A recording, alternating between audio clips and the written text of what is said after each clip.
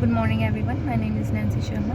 Today I am going to present my essay topic in a video presentation, and the topic name was Is COVID-19 had a lasting effect on globalization? And in this video presentation I will be giving different examples from different industries and how they have been impacted. The outbreak of COVID-19 was unexpected as most of the industries were not prepared for it, and it does not only affect the health of the people, but it has also affected the social economic activities all around the world. The globalization of this deadly virus has led to the downfall of various industries all around the world.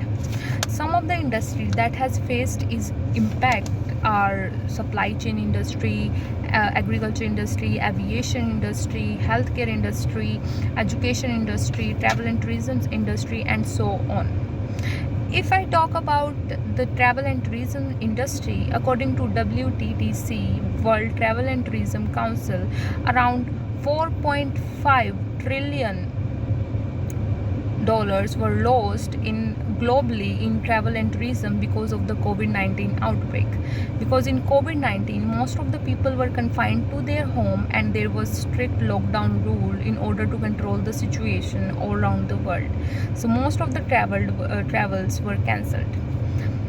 To cite an example, Singapore Airlines, who is quite famous for their travel and tourism, and they also play a very big part in their economy, has been affected really badly because of this outbreak. Because of the COVID-19 outbreak, the cash inflow in the economy has been severely disrupted, and because most of the people who travel through that airlines were from China, which was around 20%, and followed by India and Indonesia. Because of the COVID-19, people were not traveling, which has affected the entire travel and tourism in Singapore. Moving further, if I talk about the healthcare industry, it has been affected the most during the pandemic because of the lack of preparedness. They were not prepared for a global pandemic to happen. If we talk about the developed country, they didn't have enough access to enough health equipments, personal protective equipments, to cope up with the situation. And when it comes to underdeveloped country, they were also going through a lot during the pandemic. To cite an example, Pakistan has only 35.7% N95 respirators and only 34.5% gloves, and they didn't even have enough gowns and suit in order to protect people from this global pandemic. Most of the equipment in United States were used again and again, even though it was not the right thing to do at that time. People were using the same equipment again and again to treat different people. But after the pandemic, the most of the countries are well equipped nowadays, so that if they face any situation further in the future, they can cope up with it. Moving further, if I talk about the education industry, during the pandemic, around 4.5 billion students from around 185 countries were affected because of this global pandemic, according to UNESCO. Also, these people were not in education sector is one of the most important sector, or we can say the pillar of the economy. Due to pandemic, most of the people were at their home, and they have to adapt to the online learning. Online learning was a thing before, but it was only in the developed country, and at that time people prefer to get their study done by traditional method.